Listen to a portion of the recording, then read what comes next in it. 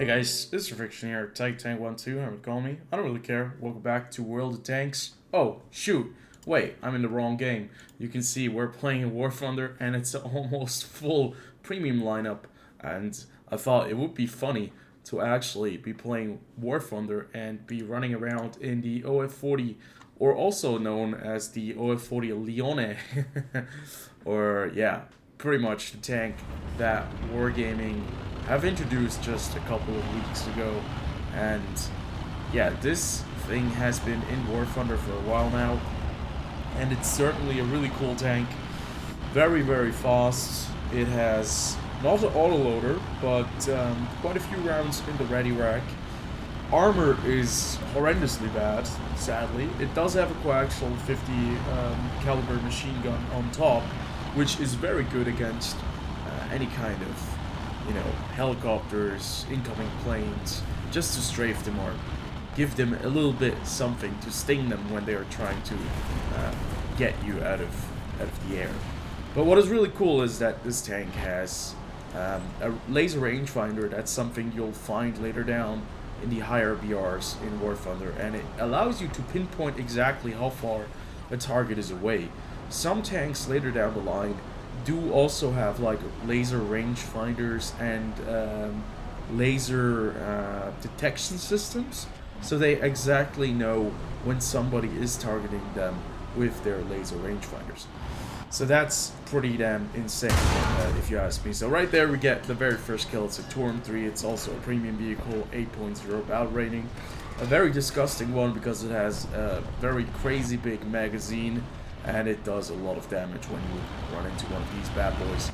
Can take on several tanks at once, and also has this very neat 20mm auto machine cannon strapped right next to the gun, which is very helpful if you need to take care of helicopters or vehicles that have no armor and you can just cut right through. So you can see we have done a little bit of a flanking maneuver here, and to really get on the point that is, yeah, that would be the end goal, but it's a very dumb decision to do that right now, to go into the flag, because people will obviously know that I'm here. So what we should be doing right here is check real fast how many players are alive and see if we can actually secure this rally here. The one thing you have to just get used to in War Thunder is when you are playing War Thunder, there are certain maps, I would say about the majority of them, like 70%, these maps do have direct access ways to their spawn points, and it's a pretty damn disgusting kind of map layout in my opinion, because if you can get spawn trapped, it just kind of sucks. There's always a way around it in spawn trapping, and that's basically we just got blown up by a martyr. I'm not entirely sure where that guy was, but he was right next to us, so it's definitely the same player. I'm pretty sure also a German player, so he knew that we were there, so it was probably the guy that we knocked out. But as you can see right here, we have one T-55 AM1 right there, close to our spawn, and behind him was another tank that is popping in and out, and it's actually a German vehicle or an Argentinian tank, a TAN-2 IP. Now these are like export vehicles, and also vehicles that were or are produced in Argentina. Pretty cool vehicles in my opinion. I also have one of them. It's also a premium tank, and there's a standard one that I do have unlocked. But yeah, as you can see, people are just kind of spawn trapping. That's something you don't see in World of Tanks, because there's only one life. Everyone spawns pretty far at the back. But what you also don't really see in World of Tanks as much are real vehicles, from other nations, because they don't exist. Okay. That is a T10 right there. Also a premium vehicle, and somebody just got blown up over here, so A is very much contested, and you would think that this is not a good place for a wheeled vehicle, and I would have to give you your, well, I have to tell you that you're right, because this tank is best if it's flanking around. So we're going to do that because we have the mobility. We're just going to put some pressure on these guys.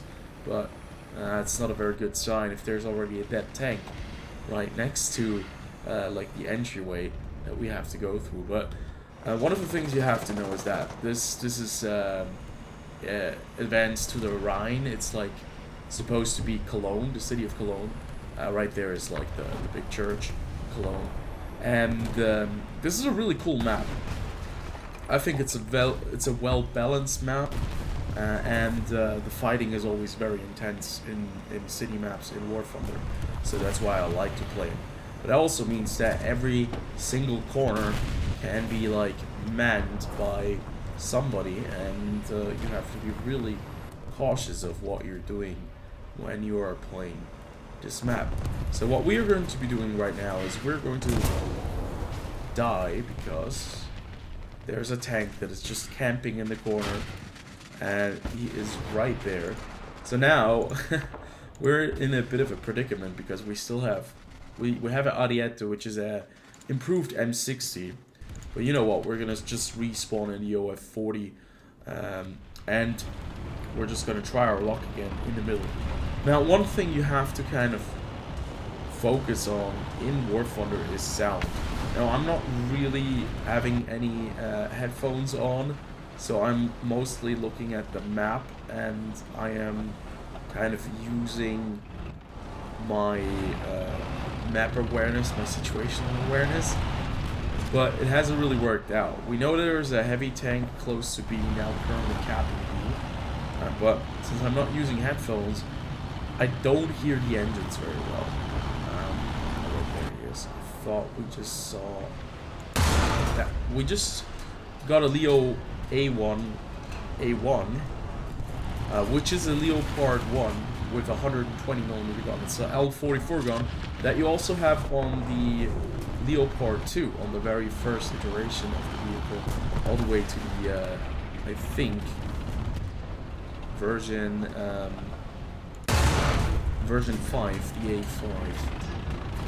So we get 2 kills. We got the T10M, which we also have in World of Tanks, so that's a pretty nice tank to take care of. Certainly one of the last, like, heavy tanks that was produced with the IS-4. Other than that, I think they all switched over to main battle tanks, and yeah, with good reason, right? Main battle tanks are just way more combat effective, and these heavy tanks, like the armor, was just no longer relevant, basically, with the shells and all of the development we had with new ammunition types, anti-tank guided rockets and missiles. Just very bad time to be a tanker, I think, in history, but a very interesting time nonetheless, and one of the main reasons why we are like really interested in this kind of stuff. So you can see we have to capture at least one other point to flip the tally, because we are losing right now. And I know that the German tank, no, there's a Swede hiding in the freaking bushes here, right in the middle. So yeah, that kind of sucks, because that means that we have to now switch over to the Ariete. I'm not going to play the F105. Okay, he has been knocked out by the WZ305. But yeah, I'm not too keen on playing the HGM M113 from the Italian factory, even though it does have great penetration with its, what is it? I think it's Tau rockets, so like 600mm of penetration. But the issue is just that it'll take quite a bit of time. Oh boy, what just hit us? Oh, that is, yeah, that is not very good. That is a T62A. We're gonna switch over to heat, because we can penetrate the cheeks of that vehicle. We just switch over to heat. Now, what is really important is, okay, we got his loader. He killed our commander, so you want to knock out the gun. I think he also killed our loader. And this is a very awkward situation.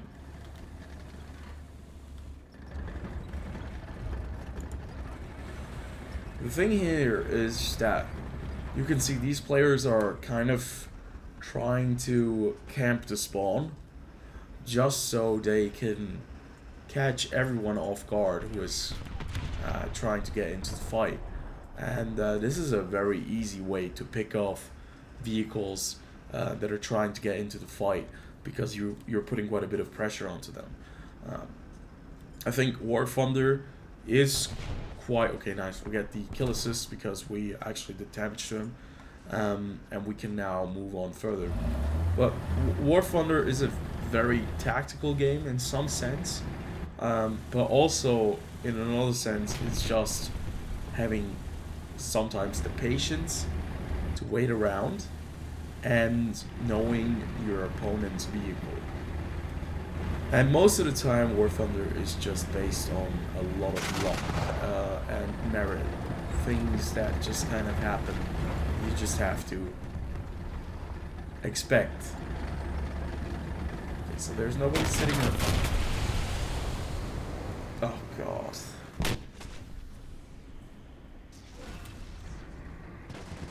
Okay.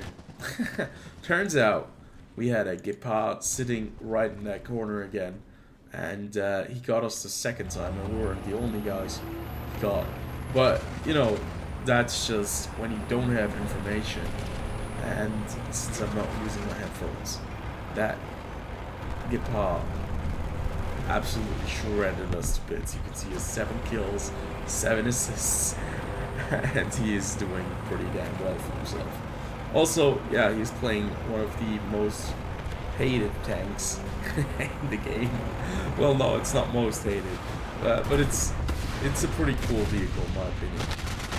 Gepard, and there's another one. There's a reason why people play them in close quarter, like in a supporting role, because these things are quite capable of doing quite a bit of damage. But his time has come. In the end, it's a rocket tank. In the end, it is a Tau rocket that finishes him off. Now we have to really get on the cap. I highly doubt that we will be able to win this game, but we can still try. And we're not just going to be sitting idle while we still have a chance. We still have a couple of teammates as well. We have a fighter plane in the air, F9F. That is a very old jet. one of the few first ones of the US Navy. And our T-95 just took a massive hit right there from a BMP-2 with its ATGM missiles. But we have to kind of keep his back open or clear. Oh boy. No idea what just happened there. A Martyr just annihilated this M22 right next to us. And that is very, very bad for us, because a Martyr has a high rate of fire and a machine cannon, which can really just rip us to shreds. We are losing B now on the other side though, which is really bad. So we're gonna turn around. I think the T-95 won. Yeah, he just got knocked out. And that's it. Well, we still did okay. 5 kills, 4 assists, 4 deaths though. We didn't really pay too much attention to the corners that we rounded, and that in the end kind of got us. But yeah, something you just have to keep an eye out when you are playing ground forces in War Thunder, especially in realistic battle where you don't know where they are and you don't have any markers. That's where it gets really difficult, and you have to have a little bit of patience. So this is the next vehicle I'm going to be unlocking. It is the CDAM-25. This is an anti-air vehicle with 25mm Ehrlichien cannons, and I can test drive it for you real fast, so you guys kind of know and see what this tank is capable of, or this SPA. And unfortunately, no radar at all, but look at that rate of fire. And we cut the MiG-15's wing clean off, and it also is capable of penetrating some of the vehicles. Not all of them, but some of them. For example, this Shilka over on the other side. We're just gonna go right through him. Well, we're not killing him though. But I think, oh, it has to do with the fact that we are just running high explosive, what is it? High explosive incendiary tracer shells, which don't have any penetration, but when I go further and I manage to, you know, unlock new ammunition types, I think I'm going to be able to run at least APDS. It's not going to be APFSDS, but I think it's going to be APDS, so we can check that real quick right here. And yeah, APDS, 80mm of penetration. We can still go through a majority of the vehicles on the side, but not from the front. But it's good to have. It's a very cool vehicle, and I'm looking very much forward to it. So, either way, I hope you guys did enjoy this little short video. I know War Thunder is not everyone's cup of tea, but I need a bit of a... I need to have something else other than just World Tanks, and I think War Thunder is just a lot of fun for me. I'm playing a lot of planes, playing a lot of tanks right now, and I've been enjoying it a great deal. So hopefully you guys do enjoy the videos as well, and I'll see you guys on the next video. Until then, have a good one.